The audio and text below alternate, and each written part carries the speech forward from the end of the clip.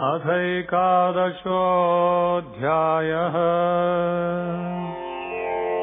अर्जुन उवाच मदनुग्रहाय परमं गुह्यमध्यात्मसंज्ञितम् यत्त्वयोक्तं वचस्तेन मोहोऽयं विगतो मम।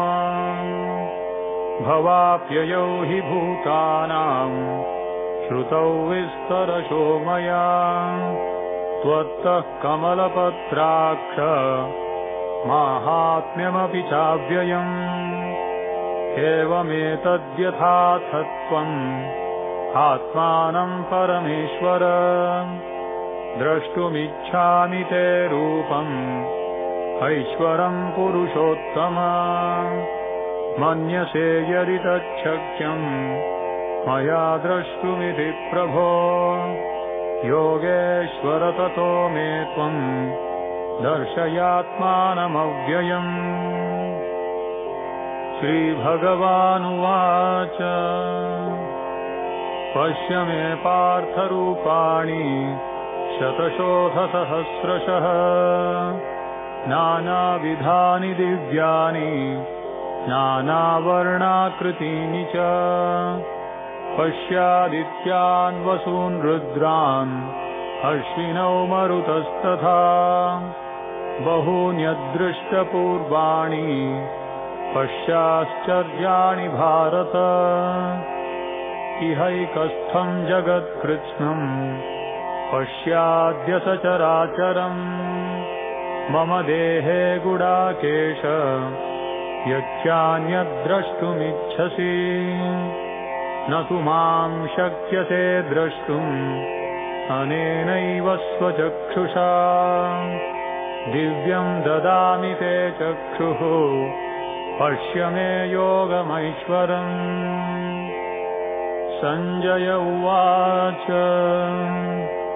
एवमुक्त्वा ततो राजन् महायोगेश्वरो हरिः दर्शयामास पार्थाय परमं रूपमैश्वरम्। अनेकवक्त्रनयनम् अनेकाद्भुतदर्शनम् अनेकदिव्याभरणम् दिव्यानेकोद्यतायुधम् दिव्यमाल्याम्बरधरम् दिव्यगन्धानुलेपनम् सर्वाश्चर्यमयम् देवम् अनन्तं विश्वतोमुखम्। दिवि सूर्यसहस्रस्य भवेद्युगपदुत्थिता यदि भासदृशी सा स्यात् भासस्तस्य महात्मनः। तत्रैकस्थं जगत्कृत्स्नं प्रविभक्तमनेकधा अपश्यद्देवदेवस्य शरीरे पाण्डवस्तदा। ततः स विस्मयाविष्टो हृष्टरोमा धनञ्जयः प्रणम्य शिरसा देवम् कृताञ्जलिरभाषत। अर्जुन उवाच पश्यामि देवांस्तव देवदेहे सर्वांस्तथा भूतविशेषसङ्घान् ब्रह्माणमीशं कमलासनस्थं ऋषींश्च सर्वानुरगांश्च दिव्यान् अनेकबाहूदरवक्त्रनेत्रम् पश्यामि त्वां सर्वतोऽनन्तरूपम्। शान्तं न मध्यं न पुनस्तवादिं पश्यामि विश्वेश्वर विश्वरूप। किरीटिनं गदिनं चक्रिणं च तेजोराशिं सर्वतो दीप्तिमन्तम्।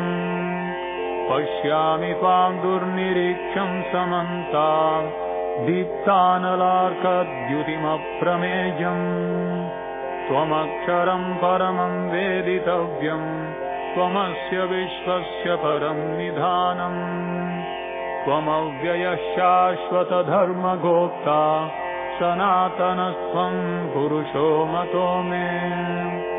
अनादिमध्यान्तमनन्तवीर्यम् अनन्तबाहुं शशिसूर्यनेत्रम् पश्यामि त्वां दीप्तहुताशवक्त्रम् स्वतेजसा विश्वमिदं तपन्तम् या वा पृथिव्योरिदमन्तरं हि व्याप्तं त्वयैकेन दिशश्च सर्वाः दृष्ट्वाद्भुतं रूपमुग्रं तवेदं लोकत्रयं प्रव्यथितं महात्मन् अमीहि त्वां सुरसङ्घा विशन्ति केचिद्भीताः प्राञ्जलयो गृह्णन्ति स्वस्तीत्युक्त्वा महर्षि सिद्धसङ्घाः स्तुवन्ति त्वां स्तुतिभिः पुष्कलाभिः रुद्रादित्या वसवो ये च साध्या विश्वेश्विनौ मरुतश्चोष्मपाश्च गन्धर्वयक्षासुरसिद्धसङ्घा वीक्षन्ते त्वां विस्मिताश्चैव सर्वे रूपं महत्ते बहुवक्त्रनेत्रम् महाबाहो बहुबाहुरुपादम् बहुदरं बहुदंष्ट्राकरालं दृष्ट्वा लोकाः प्रव्यथितास्तथाहम् नभस्पृशं दीप्तमनेकवर्णं व्यात्ताननं दीप्तविशालनेत्रम् दृष्ट्वा हि तां प्रव्यथितान्तरात्मा धृतिं न विन्दामि शमं च विष्णो दंष्ट्राकरालानि च ते मुखानि दृष्ट्वैव कालानलसन्निभानि दिशो न जाने न लभे च शर्म प्रसीद देवेश जगन्निवास अमी च त्वां धृतराष्ट्रस्य पुत्राः सर्वे सहैवावनिबालसङ्घैः भीष्मो द्रोणः सूतपुत्रस्तथासौ सहास्मदीयैरपि योधमुख्यैः वक्त्राणि ते त्वरमाणा विशन्ति दंष्ट्राकरालानि भयानकानि केचिद्विलग्ना दशनान्तरेषु सन्दृश्यन्ते चूर्णितैरुत्तमाङ्गैः यथा नदीनां बहवोऽम्बुवेगाः समुद्रमेवाभिमुखा द्रवन्ति तथा तवामी नरलोकवीरा विशन्ति वक्त्राण्यभिविज्वलन्ति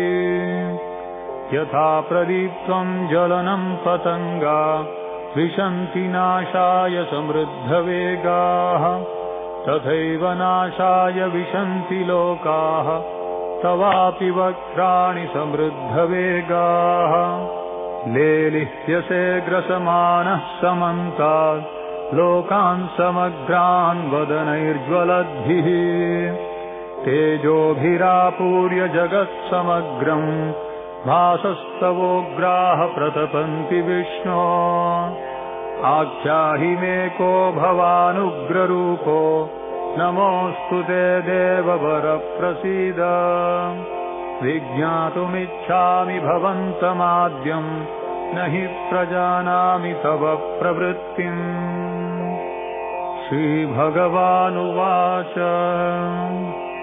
कालोऽस्मि लोकक्षयकृत् प्रवृद्धो लोकान् समाहर्तुमिह प्रवृत्तः ऋतेऽपि त्वां न भविष्यन्ति सर्वे एव स्थिताः प्रत्यनिकेषु योधाः तस्मात् त्वमुत्तिष्ठ यशो लभस्व जित्वा शत्रून् भुङ्क्ष्व राज्यं समृद्धम् मयैवैते निहताः पूर्वमेव निमित्तमात्रं भव सव्यसाचिन् द्रोणं च भीष्मं च जयद्रथं च कर्णं तथान्यानपि योधवीरान् मया हतांस्त्वं जहिमा व्यथिष्ठा युध्यस्व जेतासि रणे सपत्नान् सञ्जय उवाच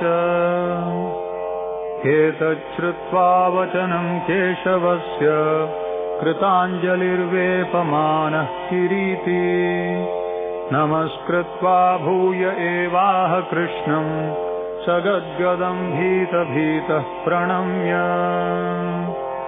अर्जुन उवाच स्थाने हृषीकेश तव प्रकीर्त्या जगत्प्रहृष्यत्यनुरज्यते च रक्षांसि भीतानि दिशो द्रवन्ति सर्वे नमस्यन्ति च सिद्धसङ्घाः कस्माच्च तेन न मेरन्महात्मन् गरीयसे ब्रह्मणोऽप्यादिकर्त्रे अनन्तदेवेश जगन्निवास त्वमक्षरं सदसत्तत्परं च त्वमादिदेवः पुरुषः पुराणः त्वमस्य विश्वस्य परं निधानम् वेत्तासि वेद्यं च परं च धाम त्वया ततं विश्वमनन्तरूप वायुर्यमोऽग्निर्वरुणः शशाङ्कः प्रजापतिस्त्वं प्रपितामहश्च नमो नमस्तेऽस्तु सहस्रकृत्वः पुनश्च भूयोऽपि नमो नमस्ते नमः पुरस्तादथ पृष्ठतस्ते नमोऽस्तु ते सर्वत एव सर्वम् अनन्तवीर्यामितविक्रमस्त्वं सर्वं समाप्नोषि ततोऽसि सर्वः सखेति मत्वा प्रसभं यदुक्तं हे कृष्ण हे यादव हे सखेति अजानता महिमानं तवेदं मया प्रमादात् प्रणयेन वापि यच्चाहवासार्थमसत्कृतोऽसि विहारशय्यासनभोजनेषु एकोऽथवाप्यच्युत तत्समक्षम् तत्क्षामये त्वामहमप्रमेयम् पितासि लोकस्य चराचरस्य त्वमस्य पूज्यश्च गुरुर्गरीयान् न त्वत्समोऽस्त्यभ्यधिकः कुतोऽन्यो लोकत्रयेऽप्यप्रतिमप्रभाव तस्मात् प्रणम्य प्रणिधाय कायं प्रसादये त्वामहमीशमीड्यम् पितेव पुत्रस्य सखेव सख्युः प्रियः प्रियायार्हसि देव सोढुम् अदृष्टपूर्वं हृषितोऽस्मि दृष्ट्वा भयेन च प्रव्यथितं मनो मे तदेव मे दर्शय देवरूपं प्रसीद देवेश जगन्निवास किरीटिनं गदिनं चक्रहस्तम् इच्छामि त्वां द्रष्टुमहं तथैव तेनैव रूपेण चतुर्भुजेन सहस्रबाहो भव विश्वमूर्ते श्रीभगवानुवाच मया प्रसन्नेन तवार्जुनेदं रूपं परं दर्शितमात्मयोगात् तेजोमयं विश्वमनन्तमाद्यं यन्मे त्वदन्येन न दृष्टपूर्वम् न वेदयज्ञाध्ययनैर्न दानैर्न च क्रियाभिर्न तपोभिरुग्रैः एवं रूपः शक्य अहं नृलोके द्रष्टुं त्वदन्येन कुरु प्रवीर मा ते व्यथा मा च विमूढभावो दृष्ट्वा रूपं घोरमीद्रुं नमेदम् व्यपेतभीप्रीतमनाः पुनस्त्वं तदेव मे रूपमिदं प्रपश्य सञ्जय उवाच इत्यर्जुनं वासुदेवस्तथोक्त्वा स्वकं रूपं दर्शयामास भूयः आश्वासयामास च भीतमेनं भूत्वा पुनः सौम्य वपुर्महात्मा अर्जुन उवाच दृष्ट्वेदं मानुषं रूपं तव सौम्यं जनार्दन इदानीमस्मि संवृत्तः सचेताः प्रकृतिं गतः श्रीभगवानुवाच सुदुर्दर्शमिदं रूपं दृष्टवानसि यन्मम देवाप्यस्य रूपस्य नित्यं दर्शनकाङ्क्षिणः नाहं वेदैर्न तपसा न दानेन च यज्ञया शक्य एवं विधो द्रष्टुं दृष्टवानसि मां यथा भक्त्या त्वनन्यया शक्य अहमेवं विधोऽर्जुन ज्ञातुं द्रष्टुं च तत्त्वेन प्रवेष्टुं च परन्तप मत्कर्म कृत् मत्परमो मद्भक्तः सङ्गवर्जितः निर्वैरः सर्वभूतेषु यः स मामेति पाण्डव ॐ तत्सदिति श्रीमद्भगवद्गीतासूपनिषत्सु ब्रह्मविद्यायां योगशास्त्रे श्रीकृष्णार्जुनसंवादे विश्वरूपदर्शनयोगो नाम 11ोऽध्यायः।